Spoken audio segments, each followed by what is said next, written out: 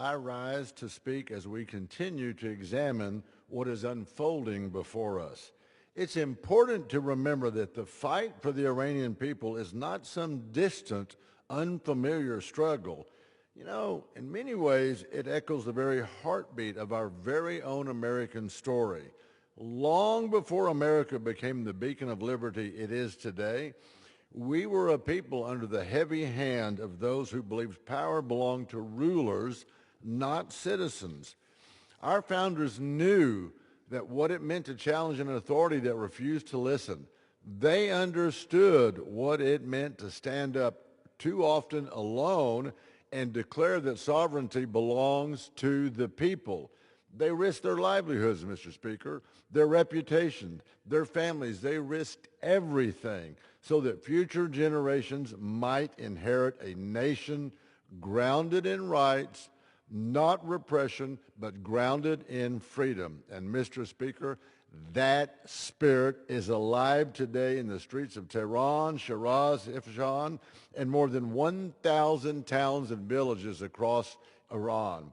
We often talk about the American Revolution, but we rarely pause to recognize what it really was.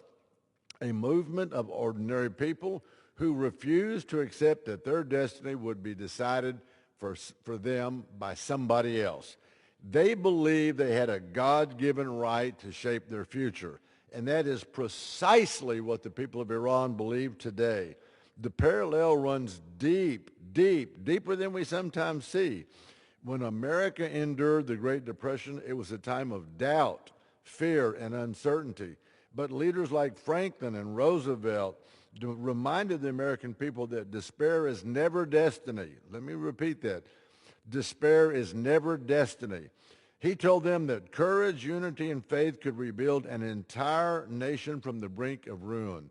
Mr. Speaker, today, the Iranian people are living through their own era of hardship, economic collapse, political oppression, and constant fear. Yet they continue to stand, continue to march, continue to hope. When the free world faced aggression in the 20th century, voices like Winston Churchill refused to surrender to hopelessness. He spoke truth when others stayed silent. He strengthened resolve when others faltered. He understood that a single courageous leader, speaking plainly, boldly, and without apology, could ignite the moral energy of millions. We're seeing that in Madame Rajavi right now, and I'll talk more about that in just a minute. The same need exists today for the Iranian people. Leaders like her who speak truth and nations that stand firmly with her and behind her. And perhaps the strongest parallel of all comes from our own civil rights movement, a time when America confronted its deepest flaws and yet emerged stronger, more just, and more faithful to its founding ideals. Dr. Martin Luther King Jr. once said, and I quote, "The arc of the moral universe is long, but it bends towards justice," end quote. That arc bends when brave people stand up. It bends when people refuse to be silenced.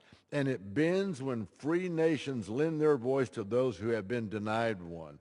Mr. Speaker, that's what we're witnessing in Iran today. A movement not controlled by foreign powers, not directed by political elites, but born from, quote, unquote, the ordinary people of Iran who simply want the dignity God intended for them. And let me say this plainly. The return of sovereignty in Iran will come from the Iranian people themselves. They will write their own destiny. They will determine their own future. America must stand with them, not to orchestrate their path, but to affirm it, not to impose our own will, but to support their right to express theirs. That's why I'm behind Miriam Rajavi, because we know from our own history that when people rise for freedom, the greatest thing the free world can do is stand beside them. She's got a 10-point plan, Mr. Speaker. And let me just read that 10-point plan. Number one, rejection of the Velafati, absolute cleric rule. Affirmation of the people's sovereignty in a republic founded on universal suffrage as well as pluralism. Number two, freedom of speech of political parties, freedom of assembly, freedom of the press and the internet dissolution and disbanding of the Islamic Revolutionary Guard Corps, IRGC, the terrorist Quds Force, plainclothes groups, the unpopular Ba'athi, the Ministry of Intelligence, Council of the Cultural Revolution, and all suppressive patrols and institutions in cities, villages, schools, universities, offices, and factories. Mr. Speaker, we heard the gentlelady from Oregon say a while ago about women getting their rights, girls getting their rights. Madam Rajabi is fighting for the rights of women, for girls, and for men too, by the way. Number 3, the 10-point plan is a commitment to individual and social freedoms and rights in accordance with the Universal Declaration of Human Rights. Disbanding all agencies in charge of censorship and inquisition.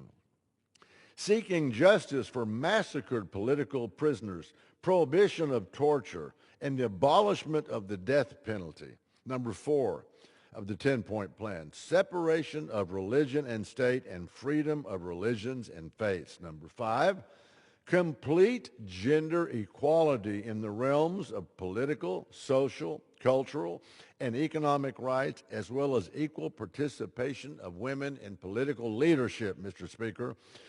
Abolishment of any form of discrimination. The right to choose one's own clothing. Figure that out, how simple that should be. The right to choose one's own clothing freely. The right to freely marry and divorce, and to obtain education and employment.